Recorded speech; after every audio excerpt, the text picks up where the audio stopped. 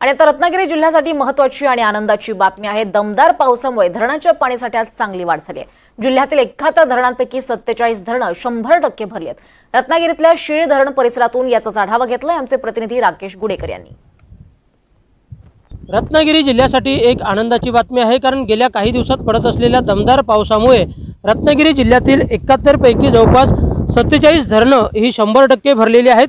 यावर्षी मे महिन्यापासूनच पावसाने बरसायला सुरुवात केलेली होती। मे महिन्यातही चांगला पाऊस बरसला होता, त्यामुळे मे महिन्यातच काही धरणं ही 100% भरलेली होती। त्याचप्रमाणे जून महिन्यातही चांगला पाऊस पडलेला आहे। त्याचप्रमाणे जुलै महिन्यातही गेले काही दिवस सातत्याने पावसाने चांगल्या पद्धतीने हजेरी लावलेली आहे आणि त्याचमुळे जिल्ह्यातील 71 पैकी 47 धरणं ही 100% भरून ही ओव्हरफ्लो झालेली आहेत।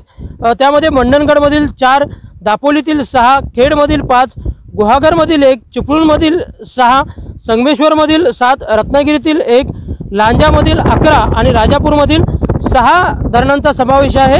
एवढी धरणं ही 100% भरलेली आहेत आणि यामध्ये एक मध्यम प्रकल्पाचा देखील समावेश आहे। अर्जुना मध्यम प्रकल्प देखील 100% भरलेला आहे। तर नातुवाडी मध्यम प्रकल्प जो आहे तो 67.49% एवढा भरलेला आहे आणि त्याचप्रमाणे 4 धरणं जी आहेत ती 90% पेक्षा जास्त भरलेली आहेत। यातली 2 धरणं ही 99% पेक्षा देखील जास्त भरलेली आहेत। त्यामुळे ही उर्वरित 90% पेक्षा जी धरणं भरलेली आहेत ती देखील येत्या काही दिवसात 100% भरतील अशी शक्यता आहे। त्याचप्रमाणे सद्यस्थितीत या सर्व धरणांमध्ये जवळपास 80.94% एवढा पाणीसाठा आहे आणि त्यामुळे सध्या 367.11 दशलक्ष घनमीटर एवढा उपयुक्त पाणीसाठा या सर्वच धरणांमध्ये आहे। त्यामुळे एकूणच जर आपण पाहायला गेलं तर यावर्षी चांगला पाऊस अगदी मे महिन्यापासूनच बरसलेला आहे।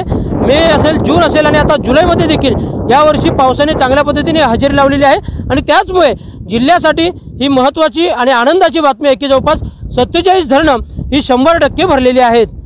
राकेश गुडेकर, NDTV मराठी, रत्नागिरी।